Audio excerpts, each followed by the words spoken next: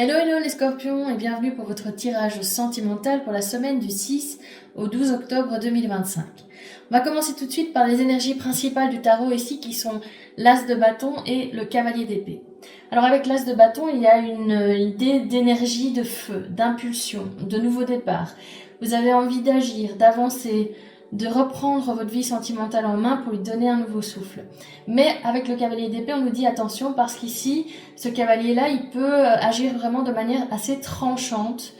Donc l'idée, c'est de canaliser cette force et de poser clairement vos intentions avant de foncer tête baissée. On continue avec le 5 de coupe qui est clarifié par le créateur. Alors le créateur, c'est une carte un peu particulière. C'est une carte spécifique au Wandering Star Tarot. Et c'est une carte sur laquelle, je vais vous la montrer si vous voulez, en petit en dessous, il est marqué non. Et en fait, c'est une carte qui nous encourage à dire non justement, à oser dire non, à dire non à toutes les choses qui nous pèsent, à dire non à toutes les choses qui ne nous conviennent pas.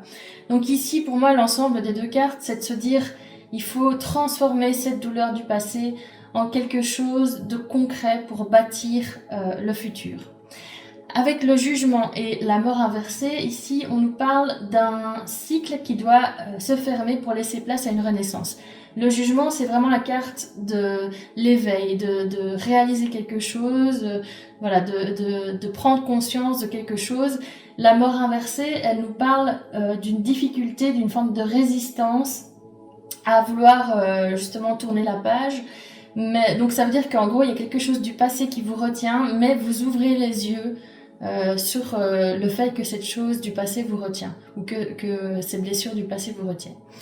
Avec le 8 de pentacle qui est clarifié par l'as de coupe, ici on nous parle, avec le 8 de pentacle, d'une idée d'apprentissage. Est-ce que vous êtes en train d'essayer de réapprendre à aimer, peut-être à poser les bases d'une relation plus sincère? En tout cas, c'est un travail qui demande de la patience, de la persévérance, donc il faut vraiment que vous ayez conscience de ça, que vous ne fonciez pas trop comme cet as de bâton vous pousse à le faire peut-être, et que vous ouvriez tranquillement votre cœur à de nouvelles émotions avec cet as de coupe. Avec le Lenormand, il y a l'étoile, le livre, le cœur et les nuages. Alors, ici l'étoile, elle nous parle du fait qu'on a une forme de lumière au fond du tunnel, au bout du tunnel. En tout cas, il y a de l'espoir. C'est ça que la carte de l'étoile nous dit ici. Avec la carte du livre, on nous parle de choses qui sont non dites, de secrets, de choses qui sont cachées. Avec la carte du cœur, on nous parle d'amour. Et avec les nuages, on nous parle de petits problèmes, de confusion aussi, de doutes. Mais en tout cas, avec la carte ici, il y a une notion aussi que ce soit passager, que ce soit pas quelque chose qui reste vraiment pesant et long, mais c'est vraiment quelque chose de passager. Mais en tout cas, il y aura une forme de confusion, de doute chez vous ou chez l'autre peut-être. Mais en tout cas, on voit ici qu'il y a des non-dits, qu'il y a de l'amour et qu'il y a aussi une forme d'espoir et de sincérité aussi, de clarté dans vos échanges.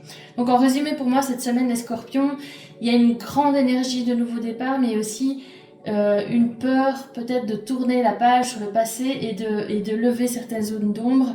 Mais je pense que si justement vous faites ce travail intérieur de vous dire, voilà, il faut maintenant que j'abandonne ces peurs et ces blessures du passé et que je sois sincère avec les personnes de mon cœur, je pense que ces petits nuages vont vite s'en aller pour laisser place au soleil.